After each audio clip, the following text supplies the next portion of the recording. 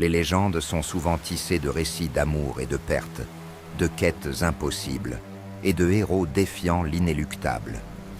Que ce soit dans les récits antiques ou dans les mondes imaginaires, certains mythes traversent les âges, résonnant à travers le temps. Aujourd'hui, nous explorons l'histoire d'amour tragique de Beren et Luthien, une des légendes les plus marquantes de l'univers de Tolkien, et ses profondes similitudes avec le célèbre mythe d'Orphée et Eurydice. Dans la Terre du Milieu comme dans la Grèce antique, l'amour est souvent mis à l'épreuve face à la mort et à l'au-delà. L'histoire de Beren et Luthien n'est pas qu'un simple conte de fées. C'est un écho direct à un mythe bien plus ancien. Un mythe où l'amour doit affronter l'irréversible. Commençons par un rappel du mythe grec d'Orphée et Eurydice. Orphée, fils d'Apollon et musicien incomparable, était amoureux d'Eurydice. Mais peu après leur mariage, Eurydice fut mordue par un serpent et emportée dans le royaume des morts. Désespéré, Orphée décida de descendre aux enfers pour la ramener à la vie.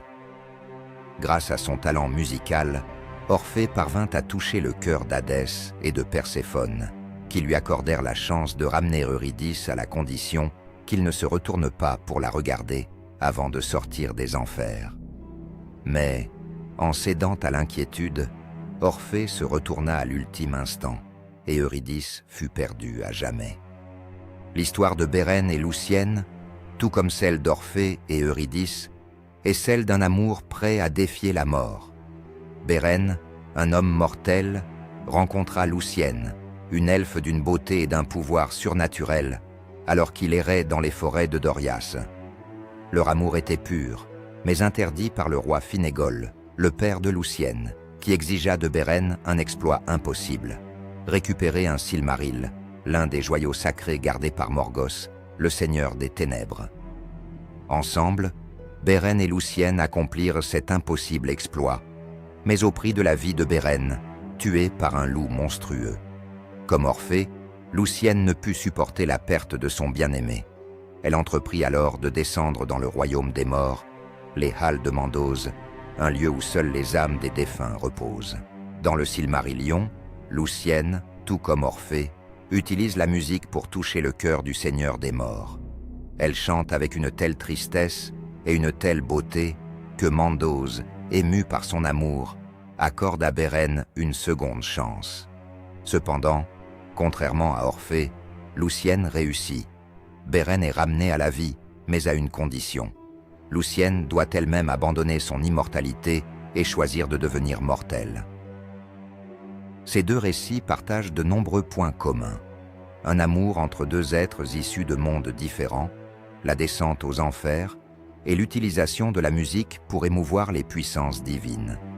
Mais là où Orphée échoue à ramener Eurydice, l'histoire de Beren et Luthien prend un tournant différent. Dans le mythe grec, Orphée cède à la tentation et à la peur de perdre Eurydice, provoquant ainsi sa chute tragique. Chez Tolkien, Luthien ne faillit pas. C'est l'intensité de son amour et de son sacrifice qui triomphe, offrant à Beren une seconde vie. Là où Orphée incarne l'échec de la quête impossible, Luthien, elle, incarne la victoire par l'abnégation. Cette différence cruciale reflète l'une des visions fondamentales de Tolkien, l'espoir. Même face à la mort, l'amour véritable peut transcender les barrières les plus insurmontables.